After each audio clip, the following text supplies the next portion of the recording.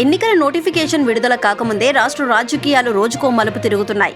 TDP రాజకీయాలు స్థిరంగా ఉన్నా అధికార వైసీపీ, జనసేన పార్టీల్లో రాజకీయ వేడి నానాటికి పెరుగుతోంది. టీడీపీతో జనసేన పొత్తు తొలి జాబితా విడుదలతో తొలి అంశం ముగిసింది. మలి అంకంలో ఈ రెండు పార్టీలతో బీజేపీ కలవటమే మిగిలింది.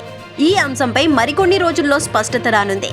ఈ నేపథ్యంలో బీజేపీ ఆలోచనల మేరకు పవన్ వ్యూహాత్మకంగా ముందుకు వెళ్తున్నట్టు తెలుస్తోంది.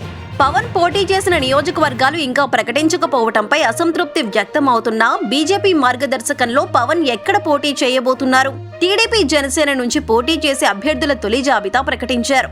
పొత్తులో భాగంగా జనసేనకు 24 ఎమ్మెల్యే, 3 ఎంపీ స్థానాలు ఖరారు చేశారు.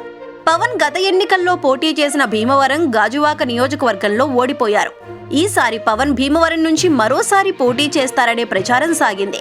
కానీ ఇప్పుడు పవన్ నిర్ణయం మారింది. 2 స్థానాలకు పోటీ చేయనున్నారు. అయితే అవి 2 ఎమ్మెల్యే స్థానాలు కాదు. తొలుత పవన్ కళ్యాణ్ ఈసారి ఎలాగైనా అసెంబ్లీలో అడుగు పెట్టాలని డిసైడ్ అయ్యారు.